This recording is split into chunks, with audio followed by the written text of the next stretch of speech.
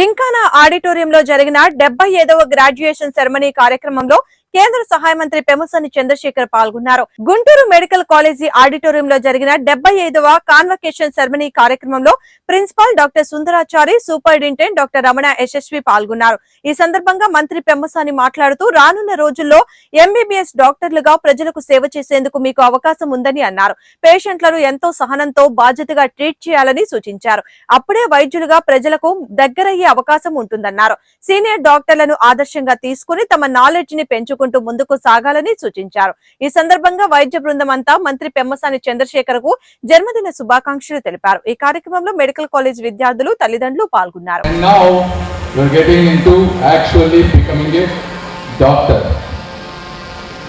Which is holding the hands of a frightened patient, making diagnosis in stressful situations, working through solutions in a resource-constrained society. This is when the real talent of the doctor would come out. And if you look at it in entire India, today more than 1 lakh doctors are coming out. Just in Andhra Pradesh alone, I think several thousand doctors are coming out. And there are couple thousand post-graduation seats. And if you count in any area you go and you ask your people, if you have a medical problem, you ask who is the best doctor, they usually tell only 4 or 5 names. They don't tell all the people names. Right? I mean, this is what I have gone through when I was a medical student and in the society. And I will give you one example in Tenali, in my hometown. There is a doctor called Dakshinamurthy. You know, this is the only name I hear every time. And the reason why they say it, he treats anybody with whatever they give and he treats humanly. No one ever will talk about your rank, how much, how great your hospital is. Those are maybe valuable, but that's not what the society respects. So this fundamental concept, why you exist as a doctor and what you want to achieve at the end of your life is something only you should know. And for anybody to be successful, in my view at least, you need professional reputation and you absolutely need financial health as well, and most importantly you need personal happiness. How many of actual doctors can achieve all these three is the key here, and people who understand from today graduating will have the most successful career. I'll give you the framework, because many of you today are just graduating from MBBS. Some of you will go to post-graduation, maybe USMLE, the United States, or UK, Australia, Gulf, wherever you can go. That's one set of people who want to live here.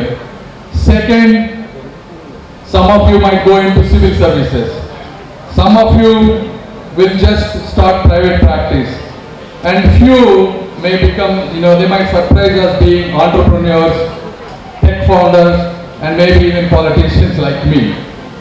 But wherever you go, I may not have an opportunity to talk, because your real career probably starts once you step into those after the post-graduation and everything. So this will set unique identity in the society that the books and universities, medical colleges don't teach you. Second thing that they don't teach you in medical colleges, and for some reason I was able to figure out very quickly, is the financial health of the physicians. Ideally there should be a curriculum in all medical schools and post-graduations about this, but unfortunately it doesn't exist. What happens is typical life cycle, how physicians become slaves of their own success. What happens is, now all of a sudden, most of the people, engineering students and other, their career start at 22, 23. You also start much later, maybe 30, 33, depending on how far you want to go in education. Some of you may be wealthy, it is okay, but people who have come from middle class background or poor background, they are hungry for large house, large cars, and this materialistic lifestyle, designer dressing, whatever that is. And people end up taking a lot of loans. The EMIs will start coming in because there is a peer pressure, there is a comparativeness. Please try to avoid that. What happens is then you get these EMIs. This is when your moral character will start getting obliterated slowly. Because you have no choice, everybody is putting this pressure. Then you start doing all the things that we see, writing excessive tests, giving cuts for the referrals, doing unnecessary cesareans, so whatever that thing. I'm not saying everybody, but people who end up being on the wrong side, this is the how they will get it. I mean, you might be surprised, even in America, United States, despite physicians getting 250, 300K salaries, I have seen numerous unethical practices. And what you have done is they all eventually will get caught. Or people, your patients will figure it out. Earlier days, it was a little bit subtle. But with now social media and other stuff, both good and bad travel much faster, much deeper, and much wider. All you need is 24 hours to ruin your entire career.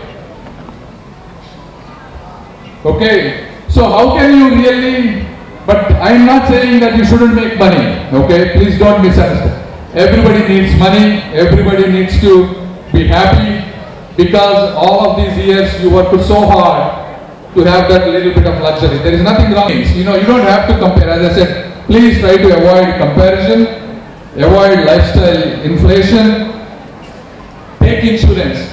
Your lifetime, there are certain insurances you really have to take, and if you start paying from little bit, by the time you become 50, 60, that will grow much higher.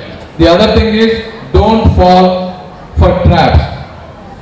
In the society, everybody knows doctors have a lot of money. Many people will be coming for you to give you unreasonable returns. Anything it's too good to be true is too good to be true. Know that. Okay? So just because somebody gives you, they will trap you, all this stuff, don't fall for it. Don't give guarantees. Analyze yourself. Is this even possible? Talk to 5 other people. You have seen, right, most sophisticated people, recently, unfortunately, that CBI director, his own wife was able to fall for these financial scams. And you are the most vulnerable people. People who have money are the most vulnerable people. So know that it's not easy to make money, it takes time.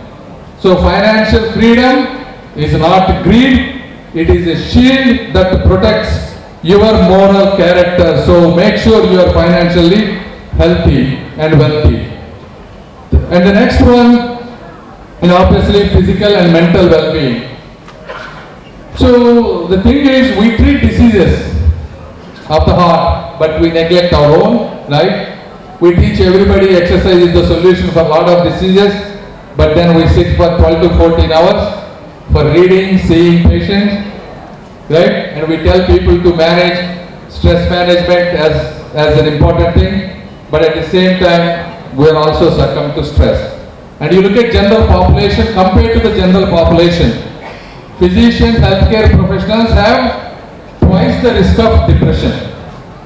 A lot of people may not tell you, you are just still young, you may not know, but as your careers go, the depression rate is very high. This is not something I can tell you. I mean, no one can give an excuse. None of you, I think, are more busier than me. I still exercise, I play badminton even today. Morning to evening, I am running 2 ministries. I am taking care of Guntur. And in the evening, I also take care of the U-World. But I still minimum either 20 minutes of gym or 1 hour of badminton I play. And I sleep 6 to 7 hours and I eat good food. So these are the things you cannot say, this is something fundamental. This is something nobody can see, but but it's visible to every human being. For example, when you go to the practice, what I mean, an honest person, if you are an honest person, how transparency, how you earn the trust is simple. When you go to the clinic, if you want to display your trust, put the test cost in your own clinic, transparency in billing. And when you talk to the prognosis or diagnosis, be honest with them. It's difficult, but that is the art of the, first time after my medical graduation, first, I have to give death diagnosis. It's very uncomfortable first time. But again, there is a structured process. Now with the ChatGPT and everything is easy. How to break the bad news, there is a protocol. You learn, there will become a habit. So honest prognosis, and then admitting mistakes to everybody. If you have done a mistake, whether it is your staff, you can say sorry, you can tell to your patients, you can tell to your colleagues, because misunderstandings happen. When you know that you have done a mistake, pick up the phone and you just say sorry. That will relieve your entire burden forever, and it builds trust. And third, you have to avoid conflicts of interest. Conflict of interest sometimes feels like, a subtle gray area. So what does that mean? For example, I'll give you my own example. In my own ministry, because I have built this educational pedagogy in medicine. So some of my minister colleagues asked me, why can't you build the same thing for the entire India? And government will fund you. I said, even if I have the noble intentions, there is a conflict of interest, so I cannot take it. So these are the things you have to be clearly mindful. Anything that clouds your decision making, you must avoid those conflicts of interest. And then staying within your competency. Staying within your competency means people expect that you have a solution for every medical condition, and that doctor means know everything. If I am a neurologist and if there is something about cardiology, it is okay to say this is beyond my expertise, and it is a sign of strength and not a weakness. You should admit. When you admit those things, it elevates your respect among your people. So this is how you will continuously, if you do these things repeatedly over a period of time, people will start understanding what kind of a person you are. And that is when you can actually do a lot of great things. People will genuinely respect you. They will do what you want to do. And finally, in closing, at the end, everybody, regardless, have to give it back, right? You are not going to take anything from this world, whether you, me, all that stuff. And for that, I have to congratulate the Guntur World Gymkhana Association. Probably this is I would say, not only in Andhra, probably in entire India, this is probably the only medical college where previous students came, built this beautiful auditorium that you are sitting today, and maternity child hospital, 100 crores that they have built. And again, when you have good leaders like Sundaracharya, I must really congratulate both Ramana Garu and Sundaracharya Garu. You yourself might have seen in the last 1.5 years how this campus has transformed. He brought 12 crores. It's again reaching out, people encouraging them, being involved. So that kind of giving it back will truly